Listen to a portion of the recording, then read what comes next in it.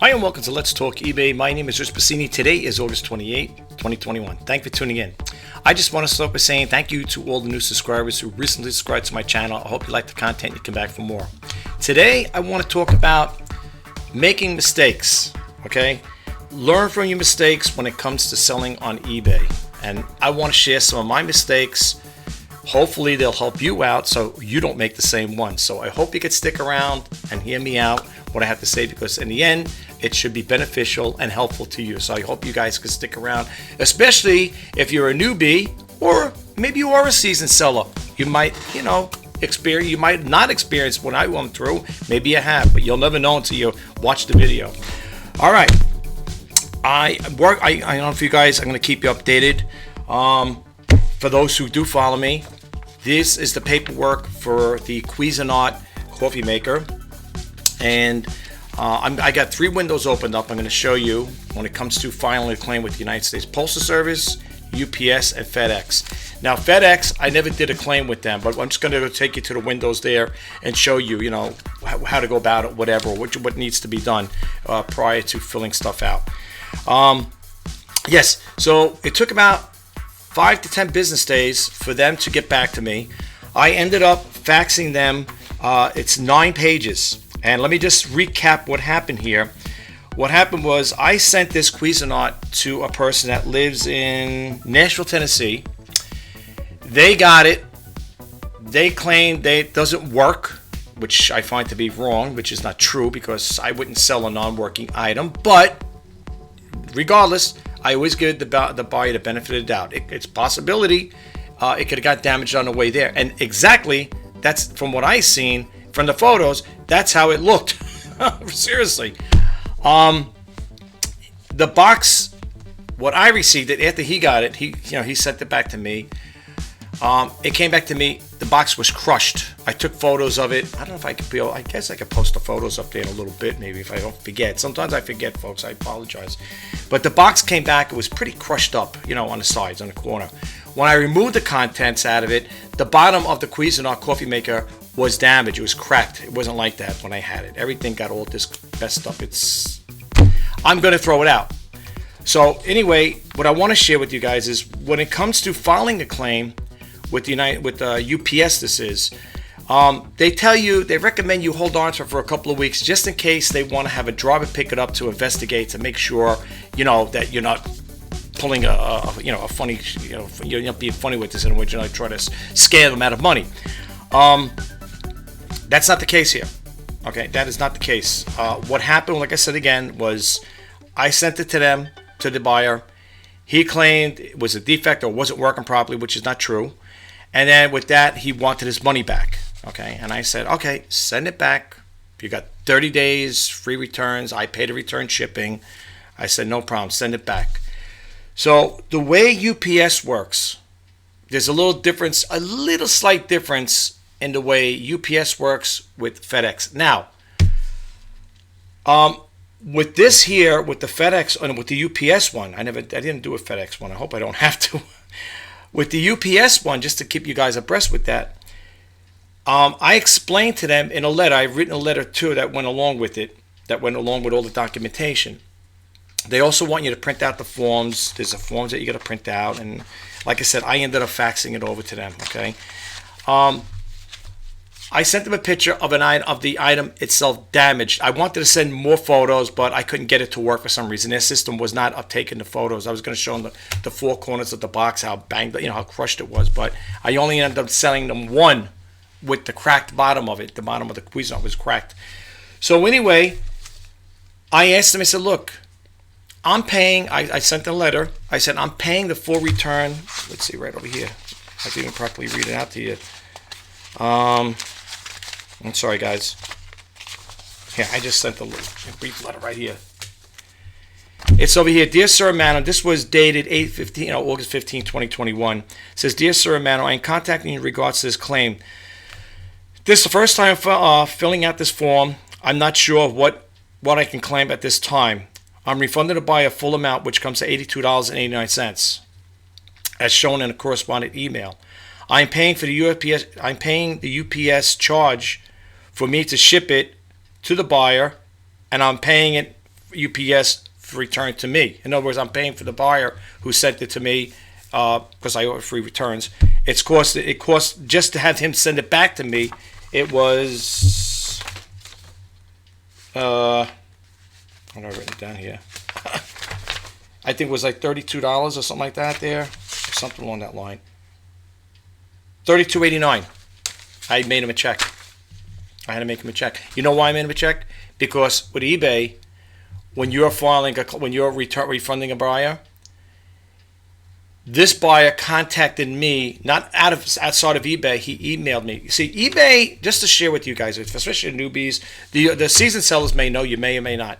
eBay likes when you work it out with the buyer. They love it in a sense, not say love it, but they like it when you do it because you're keeping them out of the limelight there. You know what I'm saying? They don't need to be involved. The only time it gets a little messy or involved is if you as the seller, say, I'm not giving you a refund, I refuse to give it to you. Then the buyer will react, contact eBay, say the seller refuses to give me my money, and then eBay will get in. It gets involved in a picture, and they're going to look into it, investigate it themselves to see who's right and who's wrong here. Okay? I didn't want no qualms with anybody. I want the buyer to be happy. I wasn't happy. I had to give him $82.89 back. That's what I got. I had to pay him. Is this going to be a wash? I'll explain a little more as I go along. So anyway, because it was done between me and him, with eBay, I was only able to give him the amount that he paid. The amount he paid was $54 and change plus the shipping. Okay? That's the only thing I don't like about eBay's new system. I can't print out the transactional details. Like they probably have it in there. I didn't print it out though. But anyway, so eBay only allowed me to give him $50 what he paid for it. I went in and I said, okay, I'm going to refund you. I said, I'm going to refund you. I'm going to give you the full amount. Even he wanted his money for the return shipping.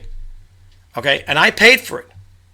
That's why it came to $32.89. When I shipped it to him, it cost me $15.49. Well, listen, when you're not paying the tab, what does it matter? What you're going to? He's not paying for the tab. I am. Okay. Well, that's what happens.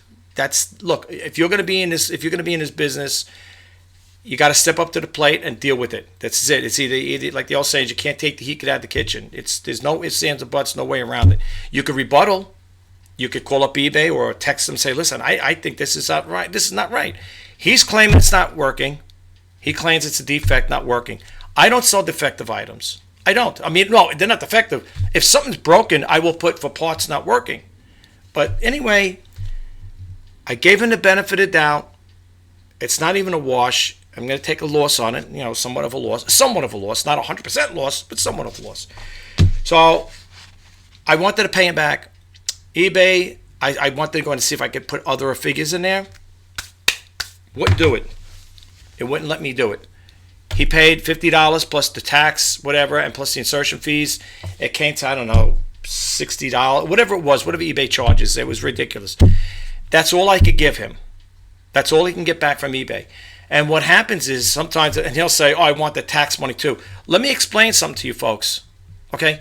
eBay had it in the past, well, last year, the year before, whatever, that they had a thing that when I did a video about it, eBay collects the tax in that state on your behalf. Now, if that's changed, well, then eBay should make people aware of it. But as far as I remember, some states were jumping in. I'm in the state of New York. So they have an entity here, I don't know, I think it's in Manhattan, whatever, where they do business. Supposedly, from what I understand, if I'm wrong, someone out there, you correct me this time, that eBay collects the state tax in your state where you do, this is your nexus, this is where you're doing your business, and they will collect the tax and they send it off to that tax jurisdiction within the state of New York. Okay? I'm sorry, guys, I'm looking at the wrong mouse over here. I got my laptop here. And that's the way I understand it to be. Okay, of course, you still got to claim taxes that you're making money doing this as a side hustle, whatever. It goes on the other income, so you still got to file for that. But as far as the tax part goes, that's the way I understand it to be. Okay, so anyway, I couldn't give it the full amount.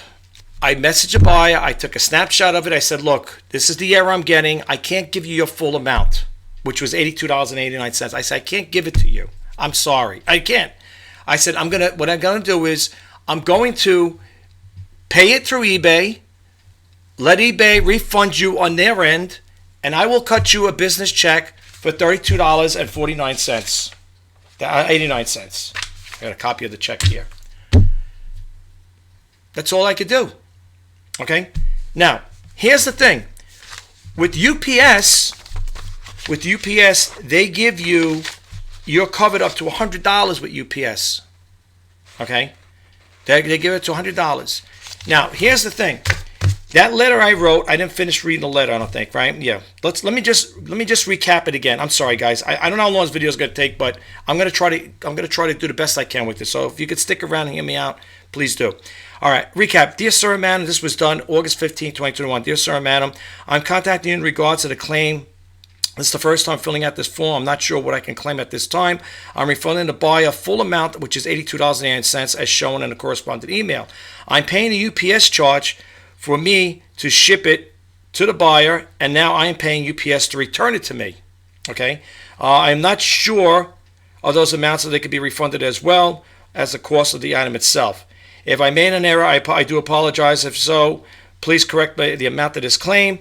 I'm only asking because I'm at a loss. I'm taking a loss on the item and the shipping cost. Okay? If you could assist me with this here, it would be greatly appreciated. In closing, I just want to say thank you for your time and help. Sincerely, Richard Pasini. Okay, so with that long process, not really, I'm only kidding. I sent them a letter with that there. I was hoping that they would take into consideration that I'm paying the return shipping on, for him, I'm paying his return shipping to send it back to me, and plus I paid to ship it to him. So here's what happened. Long story short, I got a call from yesterday, matter of fact, from UPS. They do follow up on their calls. Well, at least for this guy, he did. And George, whoever you are out there, thank you for your help in getting back to me. He told me that the payment was going to be, they don't pay you for the taxes because eBay pulls those taxes. That's going to go. That's what one buyer said to him when I was returning. He wanted a refund. Oh, I want my tax money too. I messaged him. I said, listen. I said, I'm sorry. I don't pull the taxes out of this year. The eBay does that. eBay will issue the taxes. When you get your refund, you'll get your tax money from that comes from eBay, not from the seller. So keep that in mind.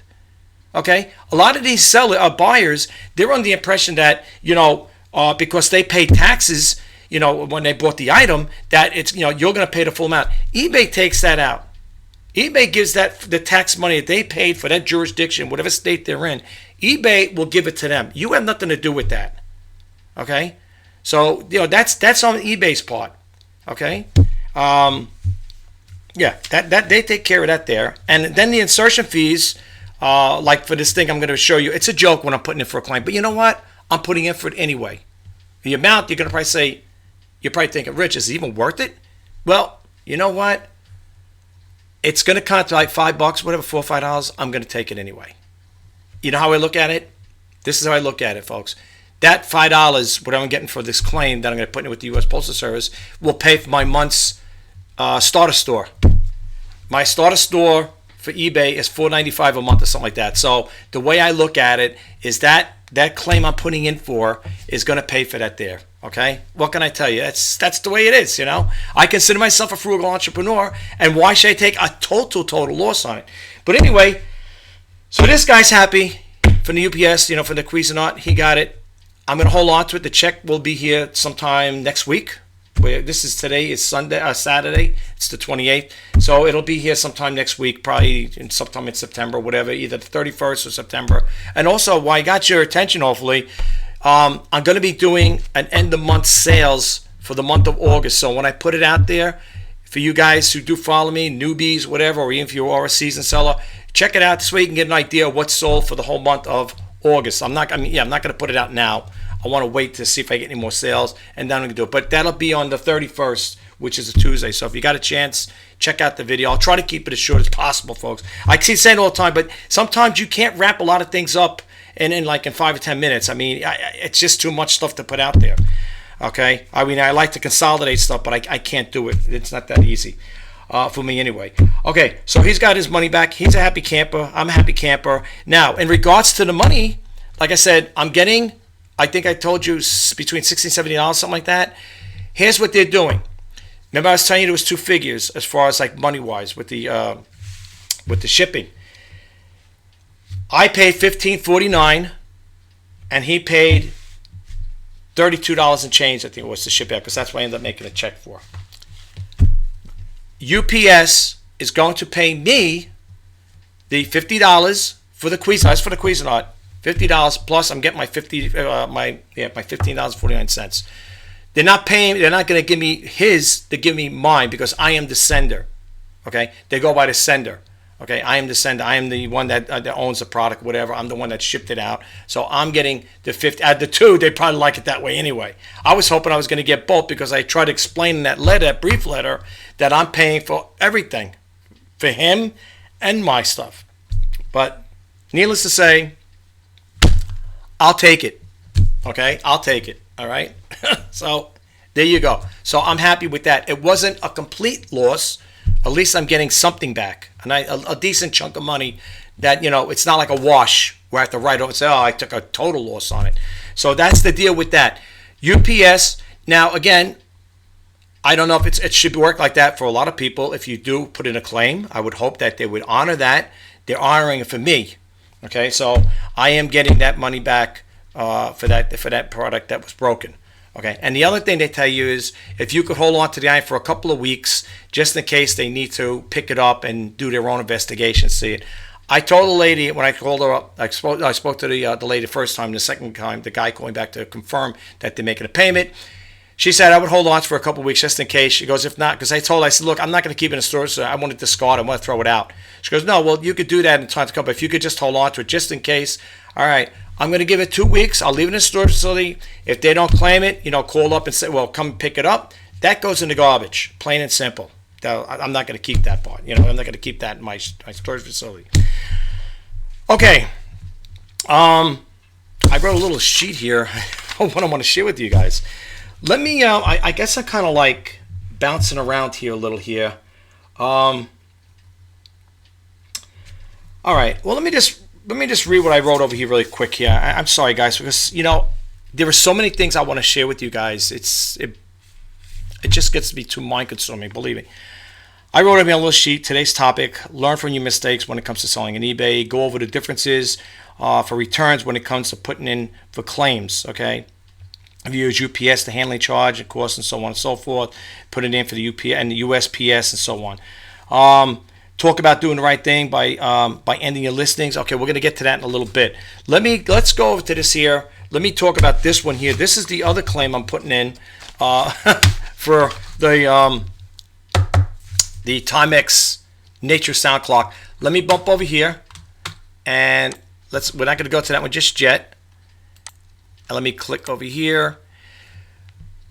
This is if you're a newbie, when a buyer makes a return, this is what you're going to see.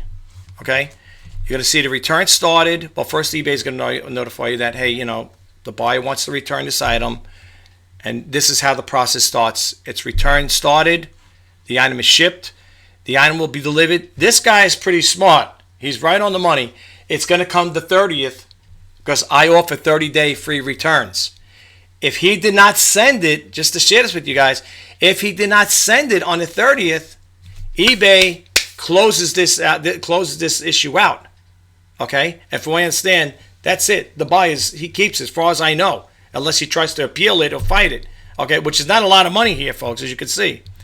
And then once it gets delivered, then the refund will be sent on your part. Now over here, you see where my mouse cursor is? It'll say you could refund the buyer now to close this request. I am not going to refund the buyer now because I want this clock back. This, no doubt, he claims it was, a box had water on it, soap on it. I'm going to read that in a second. But this is how it's going to look. Now, this is what I'm putting in for right here, $4.74. Okay? The shipping was $10.25.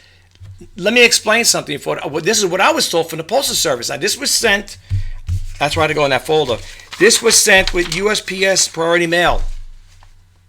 Okay, it took 2 days to get there, and it was going to Houston, Texas. Okay, this cost. He said the shipping was 10.26. So over here, I have 10.68 UPS priority mail. Anyway, the way the U.S. Postal Service works, and this is what I was told from them, you could confirm it yourself and find out. Again, if these things changed, I'll find out when I do the claim. I got to wait to get it back first because I got to inspect it. That's what I was told. You do not get your shipping costs. Unlike UPS, UPS pays you for the shipping charge. This here, I mean, I could put in for it, but I doubt I'm going to get it because the last time I put a claim in for the Postal Service, that was for a lantern, a ceramic lantern that was supposed to be for outside ceramic. Beautiful piece. The buyer couldn't wait to get it, but when they got it, it was busted up in pieces. I put a claim in for that. I called up the Postal Service. I asked them about it's the first time I was putting in a claim with the U.S. Postal Service in regards to a damage. Lady at the Postal Service told me we do not pay the shipping charge. You just get the amount that what the buyer paid for it. In this case here, the buyer paid $4.74. That's what I'm going to put a claim in for. Now, some people say you're going to literally go on the USPS postal website and you're going to file. Yes, I am. Absolutely. Absolutely. I'm going to file a claim for it. I know it sounds crazy, but listen, I look at it. That becomes a loss to me. Not a big loss, but it's a loss. That will pay for my 1 month's Start a Store subscription. Plain and simple. Why let it go to waste? Right? And I got over here, I've written down, well, I'll show you what the buyer written down here. What you're looking at is what I'm looking at right now. I'm going through the paperwork. For the buyer's comments, this is what the buyer wrote. I don't know if I have it over here. Let's see. Yeah. This is what the buyer wrote. The comments right here. For you guys to see it. It goes over to say, clock and box arrived, well, it's supposed to be soaked in some type of soap on box. No soap got onto the clock inside. And why was that? Because it was in a plastic bag. He puts plastic bag, it was a plastic wrapping. That's another tip. When you're sending stuff like this, especially electronics, even clothing, I do it for everything. I do it for everything. Even for electric cord I send out, I wrap it in plastic. When you're sending stuff out, folks, this is for the newbies. And some seasoned sellers, maybe they do, maybe you don't. For the newbie eBay sellers, when you're sending something out, electronic, clothing, and stuff like that, well, here's the thing with the clothing. If you're steaming it out for the, to get it ready for the buyer, if you got like a shirt or blouse or whatever it is, especially women's clothes, I have not a commercial steamer, but I have a steamer. I talked this once before, and you steam it. Sometimes mine shoots out little spritz of hot water on it. It doesn't damage the clothing because it's hot water, it's steam. Do not, and I repeat, do not put it in, not that it happened to me, but do not take it right off the hook. If you got a steamer like mine that does that, don't do that, because if you take it out and you say, well, I got to get this out today, you're going to end up you may have a mildew on it when you wrap it in. Well, I wrap it in plastic. I wait. If I see little water specks on it from the steam, because the steam thing was kicking it out too much, I will let it dry for an hour or whatever, and I will feel the material, make sure it's dry. Then I will wrap it up and put it in plastic, and then put it in a padded envelope or whatever, and then ship it out. Don't do it when it's wet, because the buyer might get in there and it might get mildew by the time they get to whoever, especially with this hot humidity. I'm in the state of New York over here, but I'm not saying it's like Florida, but with the humidity, the hot weather we've been having, that's not going to help. So just be careful with that, okay?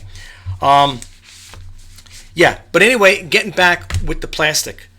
If you're shipping electronics out, radios, I put plastic on everything, wrap it up in plastic, and put it in a box. Because of things like this. Okay, look what he says here. It's right here. It's for you to see black and white. No soap got to the clock inside the box, a plastic bag, of the plastic bag. Okay, well, this guy writes it that way. After taking the clock out of the bag, inspect, and it says to inspect before plugging it in, I hear something around rolling inside the clock. Now, I didn't hear anything like that when I have it. I always do the shake test on it, because sometimes with old things, that's a vintage clock. Sometimes with that there, you might hear something loose in there or whatever. The only thing I could think of, I checked it out here, it checked out good. When it got to him, maybe the guys were playing volleyball with it to carry. I don't know. All I know is I wouldn't send it out like that. If it was, I would inspect it myself. I would want to look at it. As a matter of fact, if I had to take it apart, I want to see what is missing, what is rattling around in there. I don't want to send something like that off to the buyer. So that there, like I said, that had to happen during shipment. And then he goes to say here,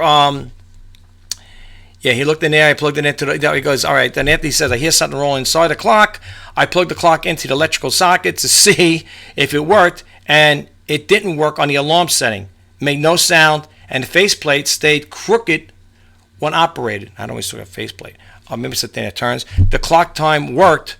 I need a refund. Okay, send it back. Now, here is the listing itself. This is the listing for it. You know, and the description. I always started off with hi and welcome to my hi and welcome. I'm offering this pre-owned Timex Expedition T155Q Nature Sounds digital alarm clock, dual alarms. Please note, the Nature Sounds on this clock do not work. It's in red. So please keep that in mind prior to making a purchase. If you need a clock for your office or den to display time, this will work for you. Now, let me tell you something, folks. I want to share something with you guys. And this is not, I'm not making any derogative remarks to buyers. My buyers are my number one priority. I love my buyers. But sometimes, I've done in the past, buyers do not read the description. Some of them read it, some don't read it, and some don't read the whole thing through. I, on the other hand, read everything verbatim when it comes to buying something. Okay? Now, I know some people may beg to say, wait, if you're going to bring the car, you're going to read all the fine details? No, I read the basic stuff of it. Okay? I know about all the other stuff like that there. I'm not going to get into that there. You know, we got to use binoculars to look because the print is so small. But I read enough on there to know what I'm getting when I buy a car. Okay? This here, there's not that much text to it, as you can see here. Okay? It's not like you're saying, geez, the guy's got so much text there. That's my policy. I put my feedback, my return policy, and all, so on and so forth. And description, you know? So I'm saying right there, that's another thing too. When it comes to describing your item, be very definitive with it. If it's got a scratch, a ding, or a dent, or whatever it may be, put it in there because these buyers, you may not think they're going to notice it. They will. Now, if you're a high volume seller and you got a lot of things like that, you sell a lot of pre-owned stuff, there's a possibility it's going to slip through. It's going to slip through and get put out there, and it might be an oversight in your part. Not intentionally, it could happen though. So you got to be careful when it comes to doing your descriptions. Okay? Be careful. Look, if I was selling this iPhone, which I'm not, it's an iPhone 8. If I was selling this phone, first off, it's got to be tested, number one, which it is. Well, it is tested, of course, it's mine. I will give it the once over, where it's got a case on. Of course, I wouldn't test it with the case on because I want to look at the body. I want to make sure if I bought from somebody that I want to make sure I'm going to sell it in a good condition, I would take off the rubber case that's protecting this here, and I'm going to look at that while I'm writing my description. I'm going to look at it. Okay, it's got a little scratch over here. It's got a dent on the side over here, and I'm going to note that in my description. I'm going to note that those things are there. It's got a scratch, a dent, or whatever. The glass got a little crack in it, or whatever. I'm going to put all that down. When it comes to descriptions, be as detailed as possible. And don't let people tell you, oh, you put so much information out there, they ain't going to read it. I know I sound like I contradicted myself by telling you the buyers don't read the description. I understand what I know where you're going to go with that. But here's the thing, folks. It protects you. It protects you. How does it protect you? I'll tell you how it protects you. All right? For example, I had a buyer buy something from me. I don't know if it was something electronic. I don't remember. Like I said, I've been on eBay for over 20 years for those who are new here. I've been on eBay for over 20 years, so I can't recount every single thing. But I do remember, okay? I sold an item to a buyer, and the buyer got it. It had to be something electronical. And I don't know if I sold it for parts not working, whatever it was. It might have been something for parts not working. And the buyer bought it. And they messaged me back, say, I'd like to return this here. Item for refund. What I want to return it. Reason for returning. Item is defective, does not work. So when I seen that, I said, wait a minute. I looked at the paperwork. I said, wait a minute. This item is being sold for parts not working. So I messaged the buyer, And I said, very cordially, I said, dear buyer, I said, I understand you want to return this item here, but you're saying it's defective, it's not working. Did you read the description? The buyer's response was, OS, I didn't read it. So they bought it spontaneously. She probably just went on there, he or she probably went on there, hit the buy it now button, boom. Now, does that come as a defect on me? It could if I didn't have the proof. This is what I'm saying. Be detail oriented. I called up eBay just to play it safe, because I said if I get a what do you call it there, a negative feedback, I'm going to fight it. So I called up eBay ahead of time, and I told them, I said I just got a message back. You guys could check us eBay documents and dossiers, everything's recorded on eBay. They see the messages going back and forth. So that's another thing too. When you're messaging the buyer and it's going back and forth, you as a seller, be careful. Don't get nasty or use profanity or whatever. Not them saying you're going to. They got it all recorded. They see it. Because I know one time I called up for something and they said, "Oh yeah," I go, "You got records?" My She goes, "Yeah, we see everything that's in the correspondence between you and the buyer. They record everything. It's there. It's seen. I don't know if it eventually comes off, but they see everything that goes on. So be cautious. Be very cordial when you're responding to your buyer. Don't get nasty or anything like that. And I'm just saying, I'm not going to say you're going to do it, but just be careful with that. So anyway, I call up eBay right after I got that notification from them through eBay's messenger system, and I told the eBay team, I said, "Look, do me a favor. I want you to look at this my listing for this item. I don't remember what it was. I'm sorry. I apologize." And the person looked it up. The eBay teammate looked it up, and I said, "When this person sends it back, if they're probably going to, they may want to give me a negative feedback. Looking at what I had written in my description, will I get that, and will it stick with me on that?" A lady looked at it and said, "No, you put it right here. It's right there in the description, and it's right there in the title." I think I put it in the title as well. She says, "No, if they leave you a negative feedback, we will remove it. Just contact us and we'll remove it." Okay? Now, needless to say, it came back. They got their refund. No negative was there. But if I didn't have that, if I didn't state that claim or made that teammate aware of it, I could have probably had a negative feedback put on my account. So be descriptive when it comes to things of that nature. Okay? The other thing I want to say, another little tip, is when you're selling something, jewelry, watches, high-end, I call high-end stuff, laptops, cameras, whatever it may be, I have a threshold where I will send something out, signature delivery confirmation. Now, I know people might say, "Geez, this guy who follow the people who follow me say he talks about it all the time." Well, I'll tell you what. The reason why I bring it up is we're going to be September next week, right? 2 months we got people prior to Christmas holiday coming up, right? I did a video about porch thieves. Okay. The problem is, and the reason why I did that video is because there was a seller that got a claim put against him or whatever, or well, he felt he got shifted, whatever, that he said he sent an item to a buyer and the buyer never received it. Now, here's the thing. The buyer could have received the package, because remember, just because you as a seller, you sell something and you're using delivery tracking, it doesn't mean a whole lot. Okay? When the letter carrier gets it, he takes his card reader there, his UPS, this code reader there. He scans it in. It goes off. It was delivered to your residence. Okay? Depending how big the box is, if it's an envelope, like a big, thick, padded envelope, he usually opens the storm door and he'll drop it in there. It doesn't make it still see because it's a full-length glass door. His job is done. His job is done. That's it.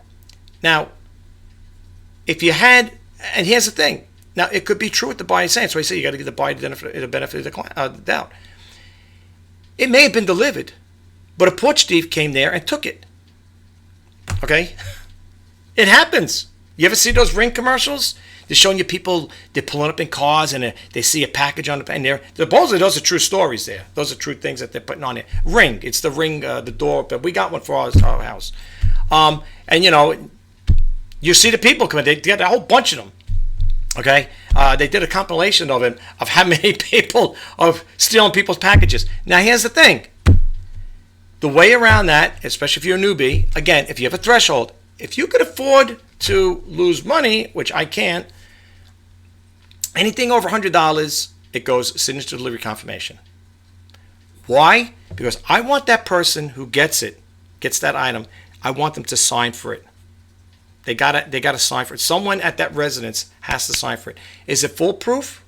Well, I don't know. I would think it is. I mean, if you authorize somebody in the family, let's say you're working, you're out doing something, and you tell your relative or let's say even a neighbor, let's say a neighbor's seen it and came over, if they got, because that's what the postal service would say, could you sign for this here?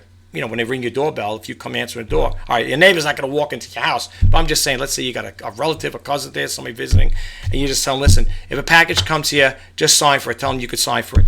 That's a different story. But at least they're taking a package and they're physically putting it in your house. Okay? This is why I say signature delivery confirmation. I think, my personal take, could it cut back on Portuguese? I think so. I would personally say yes. As opposed to people saying, well, I got tracking. Tracking doesn't mean nothing. Like I said again, all it states is it gives you a delivery timestamp of where it is in transition, where it's moving from point A to point B. And then when it gets to the letter carrier, like I said again, his job is to scan that item in and leave the package on your porch, your chair, wherever they leave it, you know, whatever you're going to put it on. And that's it. They leave. And if it's in a bird's eye view there where people can see it, you might get some devious characters look and say, oh, a nice box. Everybody likes boxes. Let me get a little swig of water here. Everybody likes boxes because big things come in big boxes, right? In some cases. Do that. Okay, so I'm going to put in a claim for this here. For the $4, whatever, and 74 cents. All right? Yeah, we're going to get to that in a second here. But that's what it's all about. And like I said, I'm not going to get that $10.26 back. So this was a loss to some point, but at least I'm getting a decent check back, a decent amount. Figured at 50 and plus the 15.49. This one is, I can't say it's a loss. I'll tell you why. Because a relative gave that to me for nothing. Well, it is a loss because I'm losing it. I'm losing the shipping here. But something is better than nothing. And I will say this before I get into the other topics. When it comes to buying electronics, when you get these type of things like this here, that little, like in this particular situation, this Timex Expedition, what has nature sounds and birdies and all that other little stuff there, you may want to think twice about buying those type of things. The Cuisinart, the one with the reservoir, if you're going to sell coffee pots, my suggestion, Farberware percolators are pretty good sellers. I sold quite a bit of them, 12 cup and 4 cup and 8 cup. If you're going to sell that type of merchandise, and the Keurig single cup, the B10s, K11, no, the B31s and K10s, those are the decent ones to sell. Stay away unless you get them in a brand new box, the ones with the reservoirs in them. Stay away from them. Please, you'll save yourself a lot of trouble. The one that I sent back here, the one I got for that guy, I printed out 2 manuals for a thick one. Well, that maybe 15, 20 pages each. I printed one out in English and one in Spanish. Not that it makes a difference, but I did. That's that video I did the other day, going all out, going an extra mile for my buyers. Well, okay. So anyway, I don't know. I guess I gotta have to discard those there. You know, what are you gonna do? It happens. Things happen. You know, we always hope for the best. But that's the story with the UPS Cuisinart. Like I said again, I'm getting the $50 and plus I'm getting this $15.49. So at least they're paying me for the shipping charges. Unlike the U.S. Postal Service, they're not going to pay me for this. And you know, that's the crazy thing about it too. I'm gonna see, because I'll tell you why.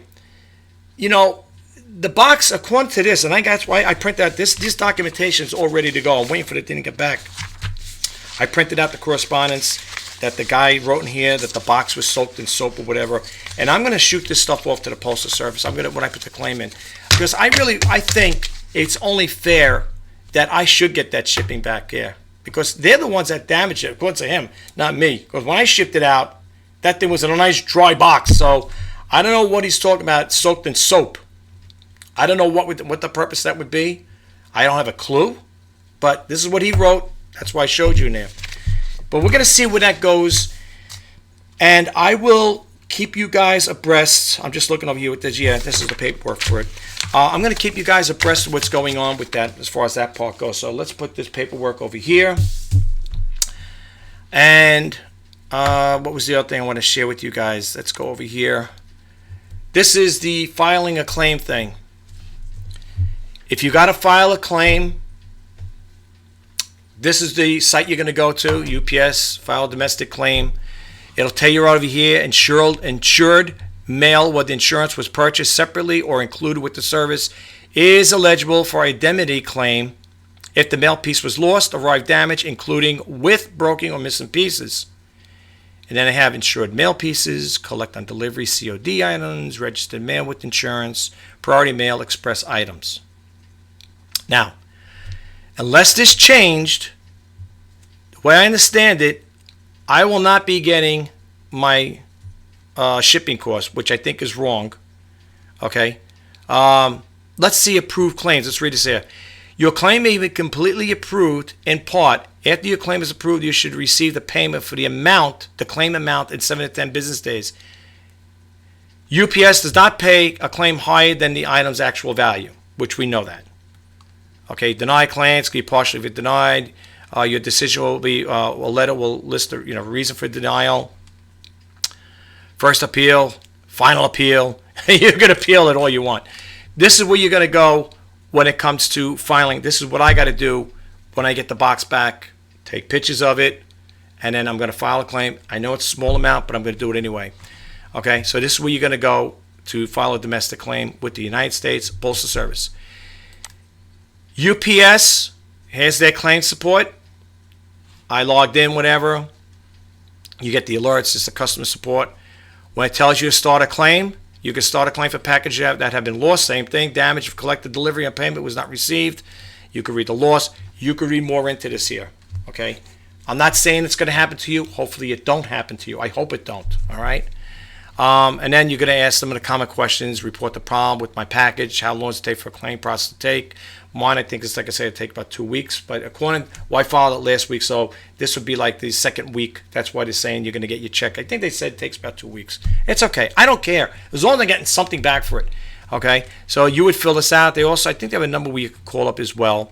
Okay, so if you have to fill a claim out for UPS, this is where you got to come to the site. And last but not least, as far as that part goes, the file a claim for FedEx, same thing.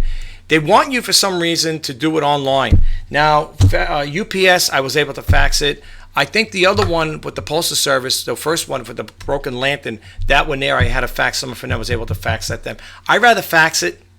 Email is quick. It's direct. It goes right to the person. But I'd rather fax it. Okay. But anyway, it says filing online process packed with benefits, convenient claim, secure payments, flexible reporting, so on and so forth. Okay.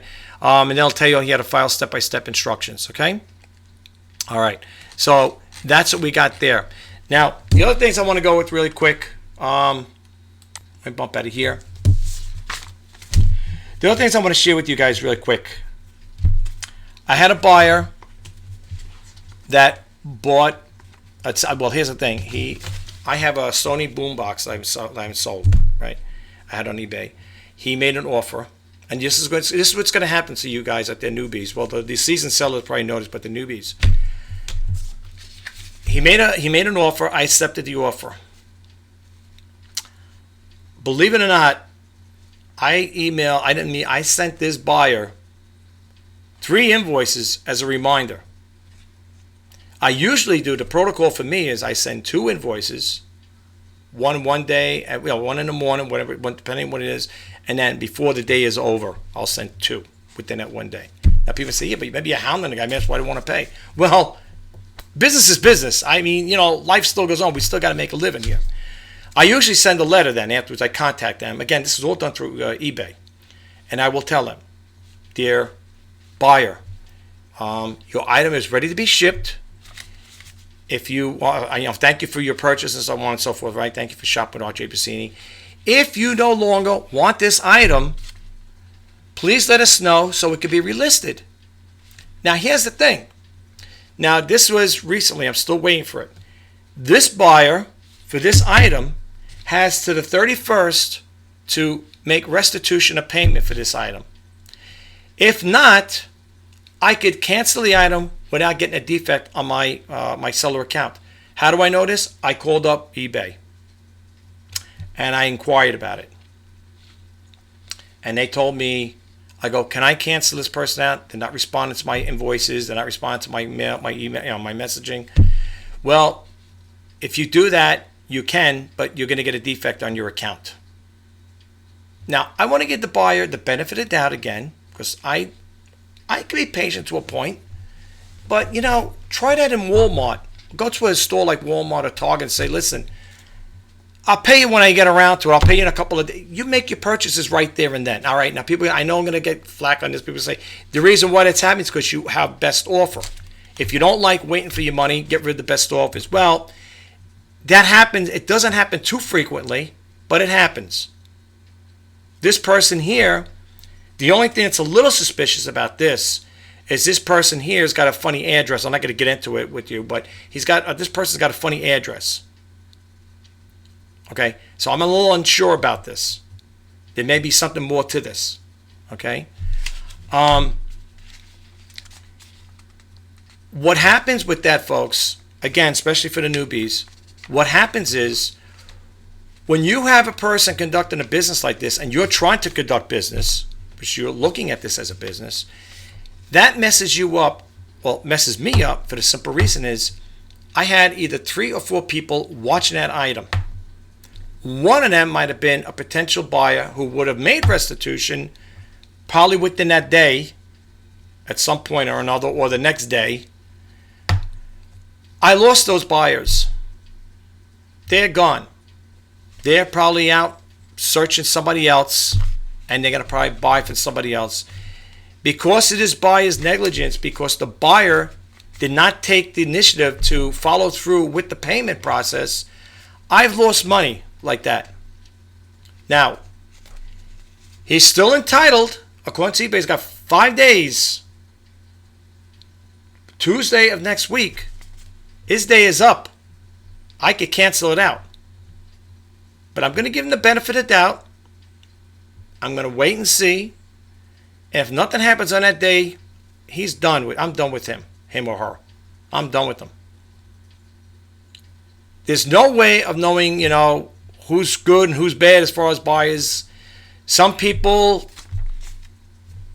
take eBay as, it's just eBay. They're not reeling that on the other side of that eBay listing or that business, people are doing this for a living. And that money that you're making off of that item is going to help you at the end of the month, maybe. For some people, it does. Now, I'm not getting a lot of money for this item, but it's enough to pay a bill, a small bill. Okay? And by buyers doing stuff like that, all it does is hold you up. And now the process begins all over again, because if he doesn't buy it, I got to relist it again. And now I got to wait another so many days before someone buys it, makes a purchase. That chain reaction caused a problem for me, because I lost that buyer, or potential buyers. Now the money I could have made off of that thing, now that offsets me, because now I got to take that out of my resources to pay that bill. People are on eBay or any business. They're on here to make money. Some people do it to offset their bills. Some people do it as a side hustle. Some people do it as a side business. Some people do it full time. And I love my buyers, I still do. But when they're conducting business like that, as a seller, it doesn't do you any good. Okay? So I wish Again, I know what people say, and I had this in a chat, in the eBay community chat, that's because you're using best offers. The reason why I use best offers, folks, is because I want to give buyers a good deal. But I'm also hoping they're also going to pay right there and then. Sometimes the buyers do that. I'll accept an offer and boom, I hear cha-ching. That happened to me many a times. Now, I'm not complaining about this here. But I'm sharing this information with you guys, especially, like I said, again, not to keep repeating that part, for the newbies. That's going to happen. But here's what I want to tell you when it comes to a situation like that. If you get a situation like I just have, you get a buyer that makes a purchase, or say you're doing best offer like me, you set the best offer, and they don't pay 1 day, 2 days, whatever. If you want to keep, quote unquote, a good seller account with eBay, don't hit that cancellation button because you're going to get a defect rate. Now, you say, okay, a defect rate, how long does that last? A year. I think it comes up within a year. But why have it there? Why have it? Okay? Now, that's one thing. The other issue is, okay? I had a situation where an item, when I took pictures of it, was a lady's blouse, a nice item too. It was a really nice blouse.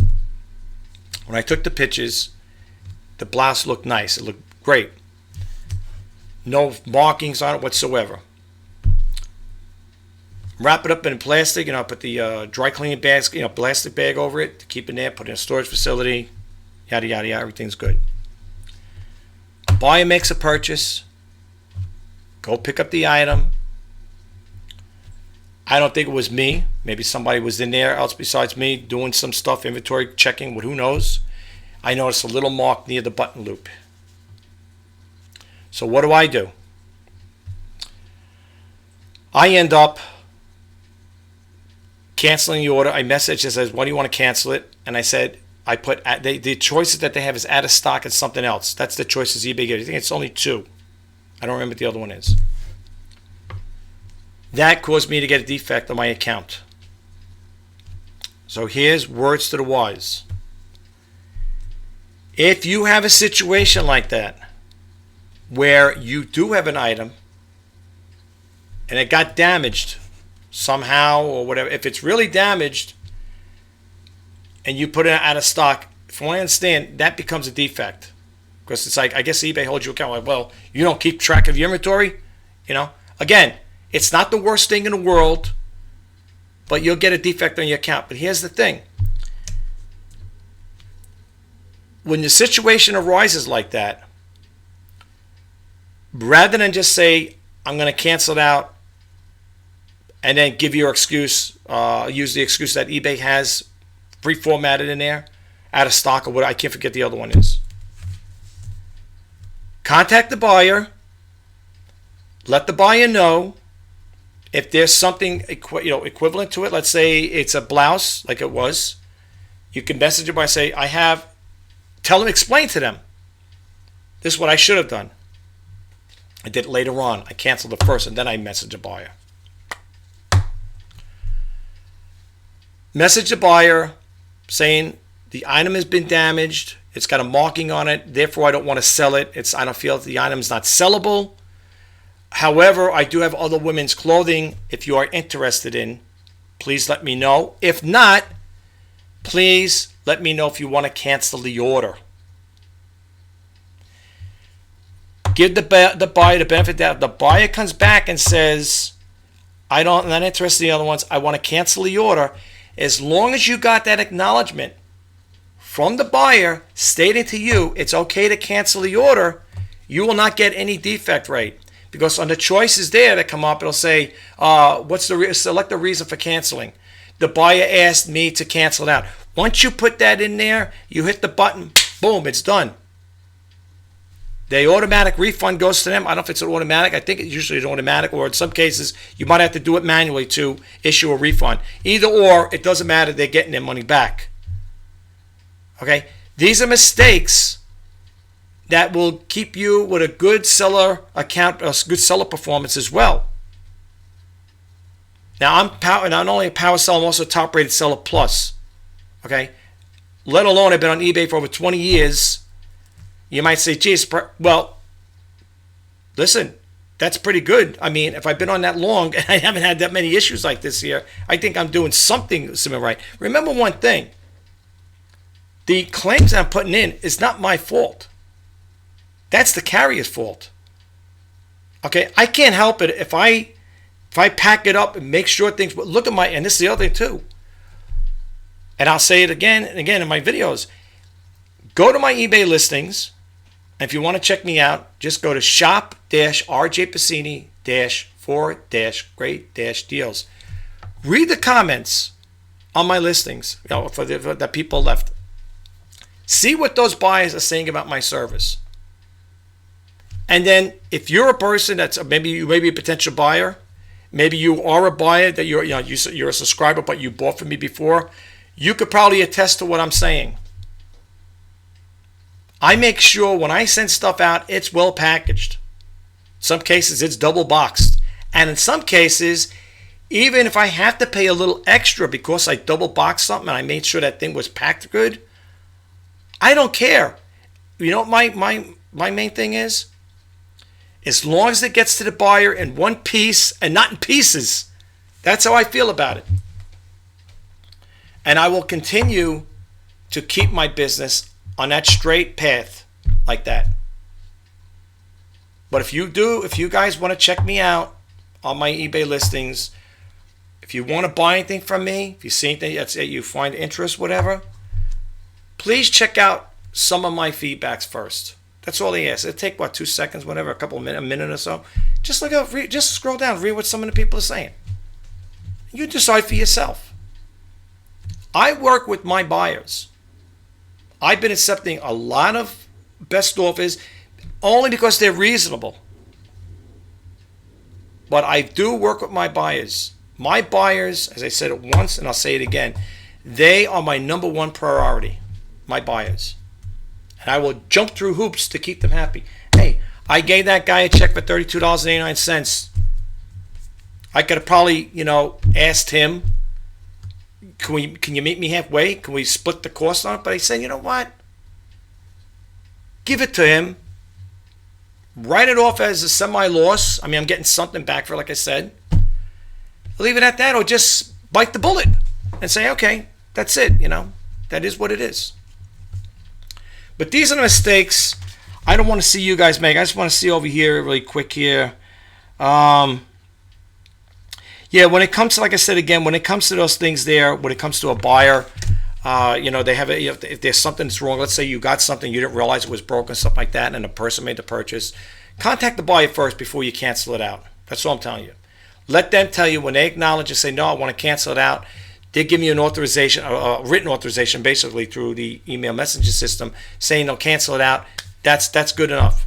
eBay can go back into their system and look at it and say, okay, no, the buyer stated I want to cancel it. End the story. That's it. Okay. And the other thing is, I'm going to close this video out because it is getting late. The other thing is with the signature delivery confirmation.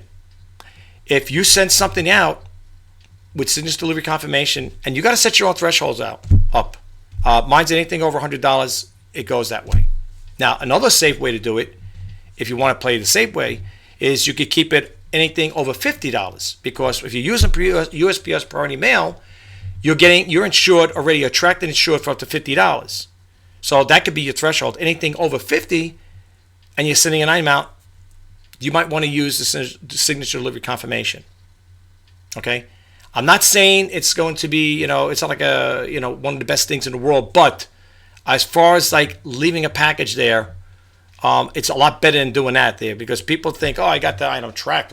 And it's going to cost, I think, delivery confirmation, signature delivery confirmation, I think is, in lieu of that, because you get that free with eBay, is $2.67, I think. It's worth it. And you know what? You could do two things with that. You could pay that into your shipping cost, or, if need be, lay it out of your pocket. Peace of mind. And people say, well, suppose a person, you sent something out with signature delivery confirmation, and they still say they didn't receive it. Well, I want to know one thing then. Then the postman didn't do his job, because you don't leave a package there without somebody signing for it. And if it ever had to if it was a case where it had to go to eBay for them to investigate it, they got to see a signature on there. Somebody has to sign for that package. It should be an open and shut case. eBay should just favor the seller and say, listen, you're right here. You're not at fault. You're right. Somebody signed for it. That person wants a refund. They ain't getting it. They shouldn't get a refund, especially if somebody signed for it. Where did the package go? Who signed for it? That signature delivery confirmation should be the one and only thing to justify as far as why that buyer will not be getting their refund back. And I'm telling you, for the holidays, that's totally up to you guys. But just remember what I'm saying. I did a video a long time ago, well, a while back. I don't know. After 1,000 videos, I lost track. I don't remember. If you ask me, do you know what the video? I don't have a clue. I don't know where it is. The other day I was trying to look for something. I said, this is ridiculous. I mean, I didn't realize, I'm not saying to realize it, but, I'm looking at my own videos. I'm saying, oh my God, I can't go through 1,430 videos, whatever it is. That's a lot of videos to look at. I forget what I was looking for, fan. I wanted to share it with somebody and I couldn't find it it's there. It wasn't removed. YouTube didn't remove it or anything like that. I couldn't find it. I mean, what I should have done back then, I'm not going to do it now, catalog all the videos I did. Make like a spreadsheet and say, okay, that's video number 999, whatever, or video 900, 100, 200. I didn't do a thing like that. I just keep producing videos. Boom, boom, boom, keep producing them, putting them out there. So I don't remember. But I did a video about porch thieves. Be careful with that. And the other thing is, if a seller asks you to pay them with credit cards or gift cards, walk away from it, folks. I wouldn't get involved with that. That's me personally. I wouldn't do anything like that. When it comes to a seller asking you to pay with gift cards, I don't do business like that. I like to do things. Now, here's the thing with the eBay's new managed payment service. That's for the sellers, and we all of us who stay on this platform, if you're a seller, is going to have to be grandfathered into that managed. That's what they want. So that's why I understand it to be. Everybody's going to be at managed payment service one way or another. But for the buyers, they could still, and this is what a teammate told me. They said they could still use PayPal as part of their payment processing. Okay? So I'm on eBay's managed payment service, and I'll be honest with you, I have no problem with it whatsoever.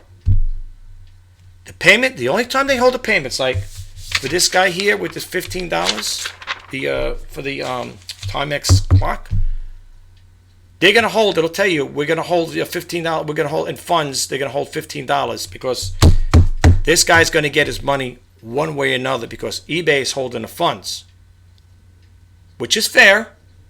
People say, geez, I don't know if I like the idea of eBay holding my money. Well, if you offer a 30-day return, free returns, and that buyer wants his money back, he's getting it back one way or another. Either going to be through you or eBay. Okay? And if eBay feels that it's in the buyer's favor, they're getting that buyer's getting their money back, and it's only rightfully so. If you got the item as a seller, it came back, and you checked it out and everything seems copacetic with it, it's good. Hey, by all means, refund the buyer. There should be no problem with that, no qualm with that there as far as that part goes. I'm all in favor for it. The only time you could rebuttal, again, and it goes on the insurance things, you could say if it would come to a buyer shipping item back and the thing got damaged because it wasn't packaged correctly, it's your word against his. That's when you put in the insurance claim. That's what I had to do with that thing there with the Cuisinart coffee maker. Came back to me and I looked at the box from you. It was dropped up by UPS and the sides were crushed on it. Then when I took it out, I looked there and said, my God, look at the way this thing was packed. Jostling around in there. Must have been having a party in there or something. And I was told this, that with UPS, they go put those things on a conveyor belt. They're flying down those conveyor belts. And somebody told us either both of them. when they come out those conveyor belts, they might have a little drop in between to go to someplace. I don't know what they do with them, but that's what I was told. And they told me one time, even the guy from UPS said, I think it was shipping out a printer. And he goes, you feel confident in this packaging you did? I said, yeah. He goes, all right, guys, I'm just telling you. He goes, because, sometimes the way these things are handled, because they're going on conveyor belts and they're shooting here and shooting there and everywhere, you got to be careful. So he asked me again before I was getting ready to leave. I went to a UPS store to drop it off. And he said, do you feel comfortable? I said, yeah. He goes, you're okay. If you feel comfortable with it. I said, no, because I know how I pack. And it wasn't that either. It wasn't the Cuisinart. It was something else. I think it was a printer. Thank God that got there all right. The guy paid a lot of money for it. It was almost $300 for a printer I sold. But the printer was brand new. Thank God it got there in one piece, not in pieces. But it's like, and they put a little doubt in your mom, because he goes, the guy's like, sometimes the packages, the way they go there, the way they're handling stuff. I said, no. I said, I'm okay. I said, I know I pack.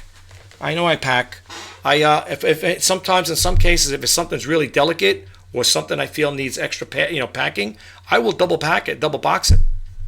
And even if I have to pay additional, to me, it's worth it in the end, because first off, if it's double boxed and packed well, it gives the buyer an assurance that, hey, this seller means business. He means to do good by his business. And there is a buyer in my feedback that wrote in there, and you can see it. It's there, plain for you to see.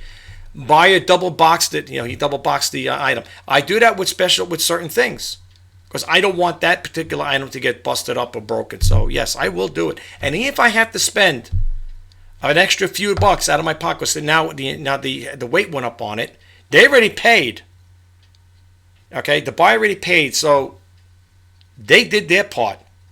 But if I feel that that needs a little more additional protection, especially when it's being handled, I will lay out that extra few bucks.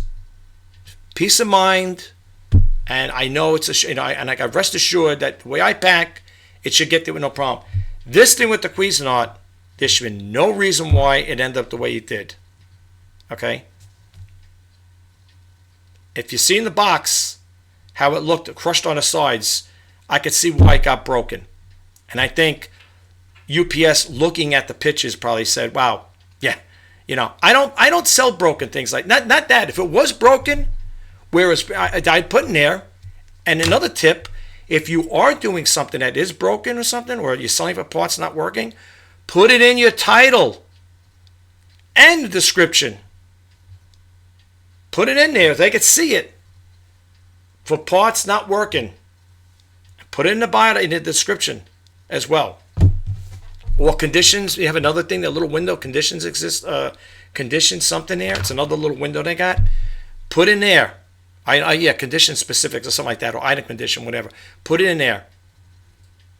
Do it 3 times. You have the title, item condition. I think you know what I'm talking about, and in the description.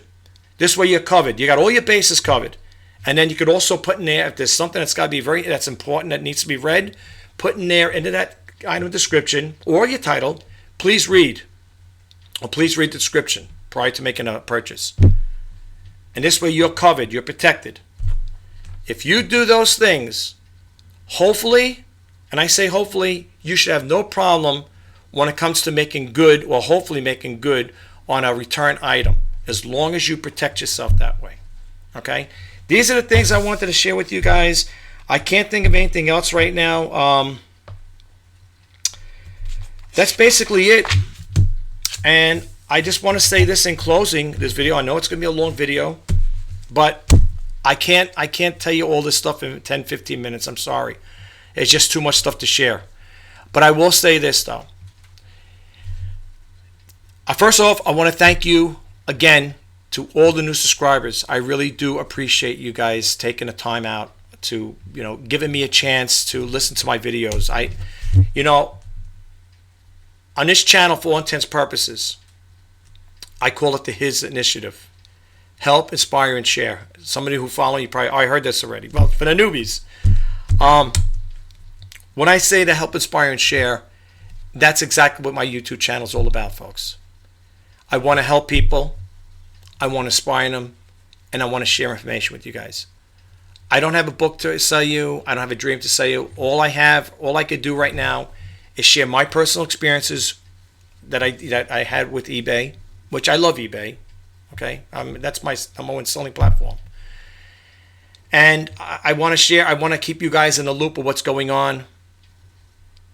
That's why I do the reseller news. I haven't done it in a while. As you can see, if you look at my profile, no, if you look at my other videos, you haven't seen reseller news done for a while. Believe me, there is a lot of news to go over, a lot of stuff, but there's only so many hours in a day. Here it is. I'm over here in the East Coast of New York. It's a little after 5 p.m. here. It's going on 5:30. And even though I got illumination back there, I'm starting to get darker because there's not that much light in here, unless I turn a light on, one of the lamps on here. Yeah, but that is the most important thing. And the other thing is, out of creating these videos, the most important thing, what means a lot to me, is that you guys out there, you first-time viewers coming to my YouTube channel, that you get a takeaway from the information I put out. Okay? You're going to see more videos like this in time to come. I can't say they're going to be 5-minute videos. Maybe they will be. Maybe I'll do a little snippet one there. If I could get something really done quick, I'll be more than happy to do it. But you'll see more videos like this here. Folks, my YouTube channel is to help you become a better seller. This particular video was to help you not make the mistakes that I've done. Okay? And like I was saying is, you could learn from other people's mistakes. Okay? Like I tell my kids, it's okay to make a mistake. Learn from it. Don't dwell on it and move on. And that's the thing. Move on. Don't sit there and ponder and say, oh my God, I did this, I did that. Because that's not going to change anything anyway. What's that going to change? What's it going to do for you? You made an error. You slipped up on something. You forgot to put something in your description, or you sent the item out, it was broken when you put in your description, it was perfect condition. These things are going to happen. But you can't let that stifle you. You can't let that hold you back. Just like I said before, I thought about it today. When it comes to doing a YouTube channel, creating a YouTube channel, people sit there saying, well, what am I going to create a YouTube channel about? And I tell people, talk about your dreams and your passions. What are your talents? I said it in my other videos. You may be an artist. You could set up an easel in your living room and say, today I'm going to teach you how to paint a beautiful winter scene or a country scene or whatever. And you could do like another Bob Ross. Yeah, but there's thousands of people doing the same thing. You'll be 1,001. Listen, folks, if we all think like that there, eBay's competitive, yeah. Is there over 25 million active sellers on eBay? The last time I did a Google search, that's what they said. Am I supposed to say, 25 million active sellers? Yeah, forget about it. What am I going to do? What else am I going to do? That's a lot of people. Same thing with YouTube. I'm not the only one doing videos like this. The only thing I will say this, and I can't speak for other sellers, you might find me a little different, maybe my video's a little different than the average eBay seller. And I'll tell you why I say it, because I follow some other sellers that have YouTube channels. I don't know if they get into the little minute details like I'm getting into. Some people will talk about, I bought this for this much money, I sold it for this much money. I went to a yard sale, I got this. I went to a garage sale, I went to a church sale, whatever, a estate sale. They talk about things like that. I want to get into the details of it. I want to talk about the little nitty-gritty things that could be a problem. Now, some people who don't care about that stuff, then they're not going to talk about it. I want to be definitive in my teaching when I show people or tell you something. It's nice to know the mechanics of things. You know what I'm saying? I want to know the mechanics. I'm very curious by nature. If I see something, if I'm looking at a machine or a automotive engine, I want to know I want to know how the internal combustion engine works. And I want to see how it operates. How does it function? It's nice to know, about certain things, but it's also good to know the details. Now, me being in the IT field for many years, I had a stressful job back then. We had to learn multi-platform systems, and we had to pay attention to details. Always, you got to pay attention to detail because we had to learn so many different systems in the data center that you could be initiating the wrong commands on the wrong system. So you had to be up on things. Every I dotted, every T crossed, you know what I'm saying? There was no margin of error. There was no room for error back then when I was working in that field. You went to the wrong commands in there and you crashed your system. That cost the company money. Because now there's thousands of software engineers sitting around twiddling their thumbs because you just knocked the system down. And it costs the company money because now you got to pay those software engineers until that comes back up again. And let alone, you're going to get reprimanded. And the company I worked for had, not that I got fired, strike 3 policy, strike 3 strikes, you're out. You want to talk about stress? That's stress.